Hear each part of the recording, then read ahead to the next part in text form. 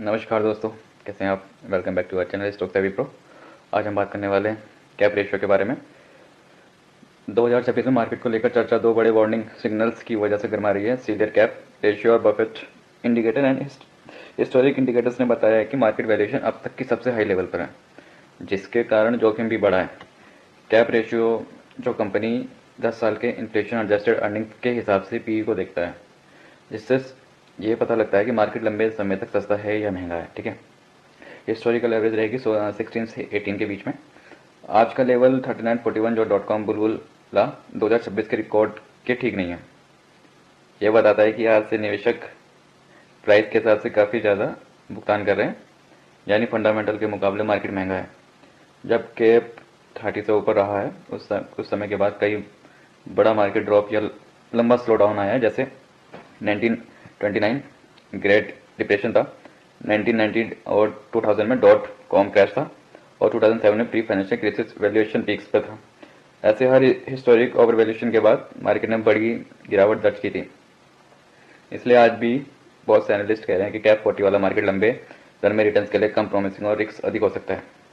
पूरी तरह कैप सिर्फ वैल्यूएशन बताता है, टाइमिंग नहीं बताता है। मार्केट बुलवक ज़्यादा समय तक ओवर वैल्यूड रह सकता है, जैसे 1990 में हुआ। कई बार कैप हाई रहने के बाद भी मार्केट ऊपर गया, इसका मतलब क्रैश गारंटेड नहीं है, लेकिन जोखिम वोलेटाइल हो सकता है। इतना ही नहीं, दूसरे हिस्टोरिक इंडिकेटर जैसे बफेट इंडिकेटर भी पीक लेवल पे हैं, जो मार्केट कैप को जीडीपी के साथ कंपेयर करता है, और ये भी ओवर वैल्यूएशन की चेतावनी देता है। मार्केट वैल्यूएशन अब इतना है कि अगर कोई मैक्रो इकोनॉमिक शॉक आए, जैसे रेट हाइक, रिसेशन और जियोपॉलिटिकल इवेंट, तो डाउनसाइड रिस्क बड़ा हो सकता है। वहीं दूसरी तरफ अगर इकोनॉमिक डाटा सस्टेनेबल अर्निंग्स और ग्रोथ दिखाए तो कैप हाई देकर भी रैली कंटिन्यू चला सकता है।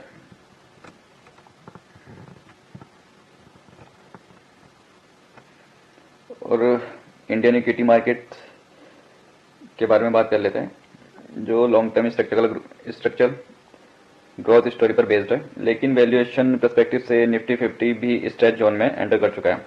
इंडिया का cap ratio Nifty cap historical average से काफ़ी ऊपर है।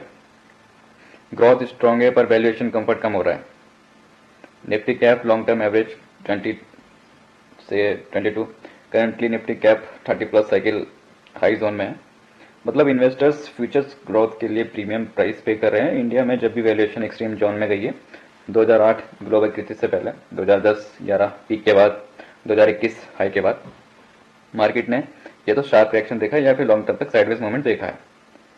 इंपॉर्टेंट डिफरेंस रहेगा, इंडिया एक हाई ग्रोथ अर्निंग मार्केट है, जो कि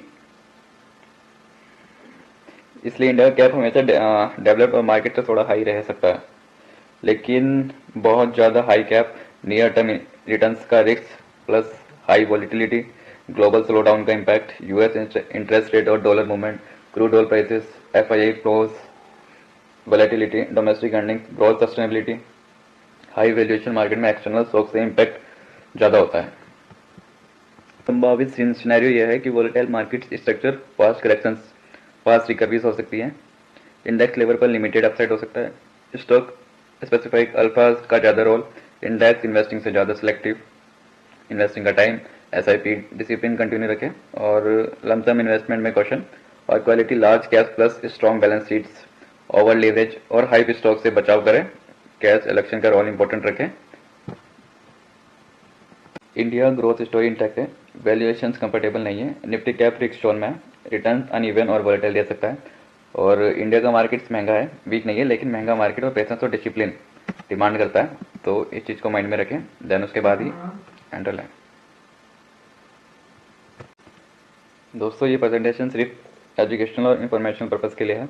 इसमें दिया गया content investment advice, stock recommendation, buy sell call नहीं है, इस चीज़ को ध्यान में रखें। और stock market investment market risk के सब्जेक्ट होते हैं, पास्ट परफॉर्मेंस फ्यूचर रिटर्न्स की गारंटी नहीं होती है, कैप रेशियो जैसे इंडिकेटर्स हाई रिस्क एसेस हैं, करने के लिए टूल्स होते हैं, और टाइमिंग प्रेडिक्ट नहीं करते हैं, व्यू पॉइंट्स और ऑथर का पर्सनल एनालिसिस पर आधारित है। किसी भी इन्वेस्टमेंट डिसीजन से पहले अपने सीबी रजिस्टर्ड फाइनेंशियल एडवाइजर से सलाह जरूर लें। ठीक है, और बाकी अब बात कर लेते हैं थोड़ी सी, हमने 23 जन की जो हमने अपने टेलीग्राम पे कुछ कॉल्स प्रोवाइड करी थी, लाइव डाटा मार्केट में। फर्स्ट कॉल थी हमारी APL अपोलो की, 2060 की कॉल थी, अबव 26 बाई करनी थी। और अगर हम APL अपोलो का चार्ट देखते हैं तो हमने इसमें प्राइस एक्शन को फॉलो किया था और इसमें अच्छा खासा रिजल्ट मिला था हमें, जिसमें अगर पर लॉट के अकॉर्डिंग भी आप लोग कुछ करते हो या देखते हैं और तो एक अच्छा खासा प्रॉफिट निकल के आया था। बाकी दूसरी कॉल की बात कर लेते हैं हम, हिंदुस्तान जिंक की। ये हमने अपने दूसरे ग्रुप में प्रोवाइड किया था, जिसका स्क्रीनशॉट मैंने यहाँ डाल दिया था 9:33 पे, और 790 की कॉल थी। अब हम हिंदुस्तान जिंक का चार्ट देख लेते हैं एक बारी।